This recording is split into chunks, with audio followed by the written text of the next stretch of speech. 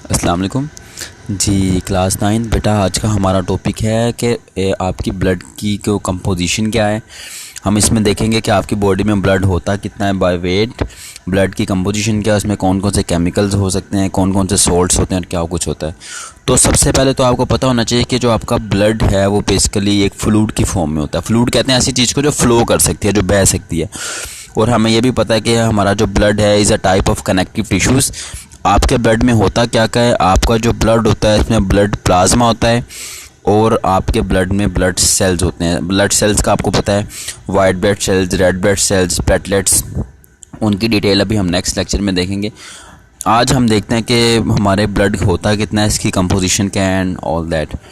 तो number one, अगर हम ब्लड की कंपोजिशन से स्टार्ट करें तो अगर आप एक एडल्ट की, नॉर्मल पर्सन की बात करो, तो अगर हम उसके वेट की बात करें तो उसकी बॉडी में जो 1/12 पार्ट होता है वो ब्लड होता है। मतलब अगर उसकी इतने पार्ट्स करो, 12 पार्ट्स करो, 12 हिस्से करो, उसमें से एक हिस्सा जो है वो क्या होता है, उसका ब्लड होता है।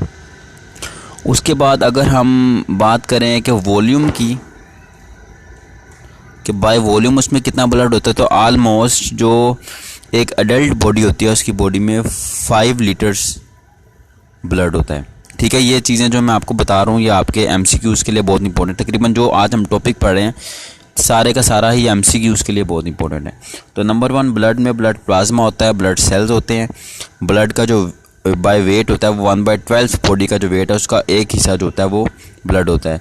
उसके बाद अगर हम वॉल्यूम की बात करते हैं तो बेटा एक अडल्ट की बॉडी में 5 लीटर खून होता है, 5 लीटर्स।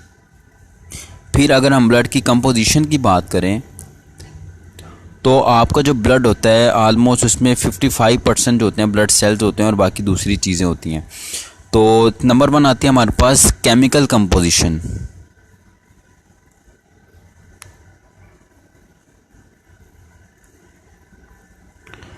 अगर आप केमिकल कंपोजिशन की बात करो तो आपके ब्लड में क्या होता है, आपके ब्लड में सॉल्ट्स होते हैं, आपके ब्लड में प्रोटीन्स होती हैं, आपके ब्लड में डाइजेस्टेड फूड होती है। ठीक है, इसके अलावा आपके ब्लड में हॉर्मोन्स होते हैं। फिर आपके ब्लड में नाइट्रोजनस वेस्ट होता है।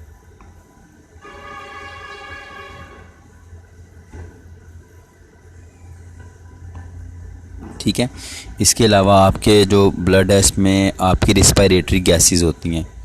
कौन कौन सी हो सकती हैं, कार्बन डाइऑक्साइड हो सकती है, ऑक्सीजन हो सकती है। तो ये आपके ब्लड की केमिकल कंपोजिशन है कि आपके ब्लड में कौन कौन सी चीज़ें होती हैं।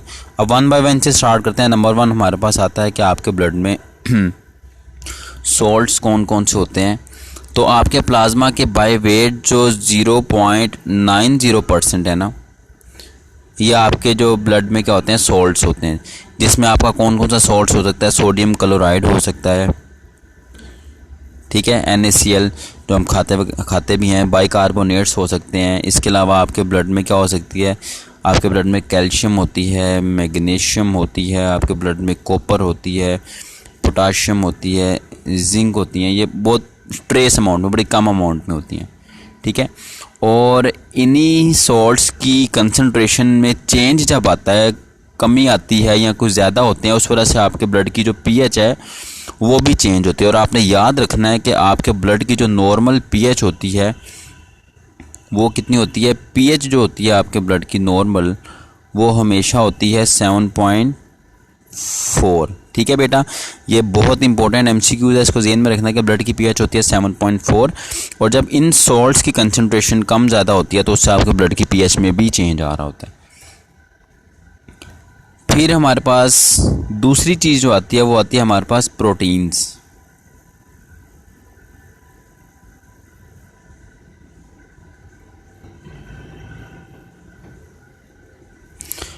प्रोटीन्स क्या होती हैं, तो जो प्रोटीन्स होती हैं वो बाय वेट जो है ना आपके ब्लड प्लाज्मा का 7 to 9% पार्ट बना रही होती हैं। ठीक है, इसके अलावा दो इम्पोर्टेंट प्रोटीन्स जो आपके ब्लड में पाई जाती हैं वो कौन कौन सी होती हैं। नंबर वन आपकी होती हैं एंटीबॉडीज़। ठीक है, आपकी एंटीबॉडीज़ होती हैं, फाइब्रोजन होती है,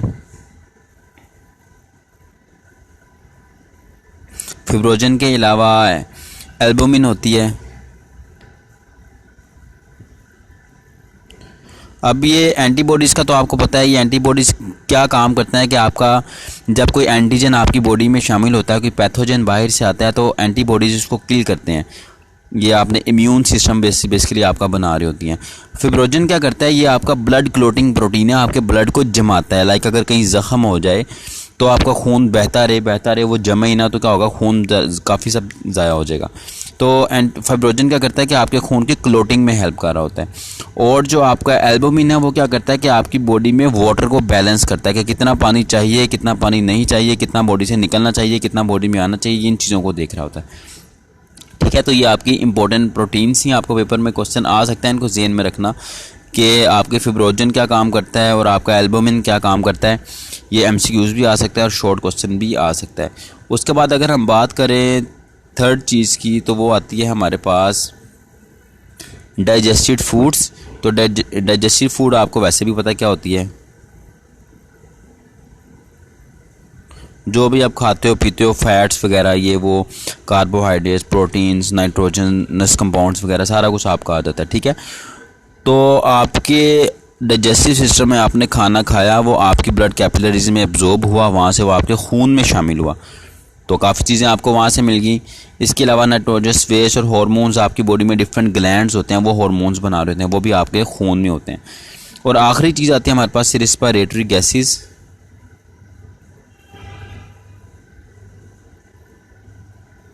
तो बेटा ये सिंपल सी लॉजिक है, आप लोगों ने सांस लिया, ऑक्सीजन आपकी बॉडी में गई, वहाँ से आपकी लंग्स में गई, लंग्स से एल्वियोलाइज में गई, वहाँ से आपकी कैपिलरीज में गई, वहाँ से आपके खून में गई, तो ऑक्सीजन आपकी बॉडी में आ गई, O2 आ गई, उन्हीं कैपिलरीज में ब्लड में से कार्बन डाइऑक्साइड निकल के बाहर आ गई।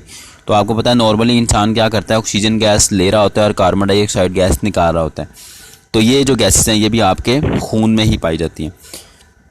तो ये जो पूरा टॉपिक आज हमने देखा है, इसको आपने एज अ लॉन्ग क्वेश्चन भी देख लेना है, लेकिन मेजॉरिटी मैं आपको ये सजेस्ट करूंगा कि लॉन्ग के चांस कम ही होते हैं इस तरह के क्वेश्चंस के। शॉर्ट क्वेश्चन और एमसीक्यूज़ के लिए आपने इसको अच्छी तरह से देख लेना है, क्योंकि इसमें एमसीक्यूज़ वाली बहुत सी चीज़ें हैं, कंपोजिशन, कितनी प्रोटीन्स हैं, कितने परसेंट ये है, कितने परसेंट वो है, काफ़ी कुछ है। तो इसको आपने एमसीक्यूज़ के लिए अच्छे तरीके से तैयार करना है। ठीक है, तो बाकी कोई इशू हो गया, कोई चीज़ रह गई हो तो आप लोग मुझे कमेंट्स में बता सकते हो। Thank you.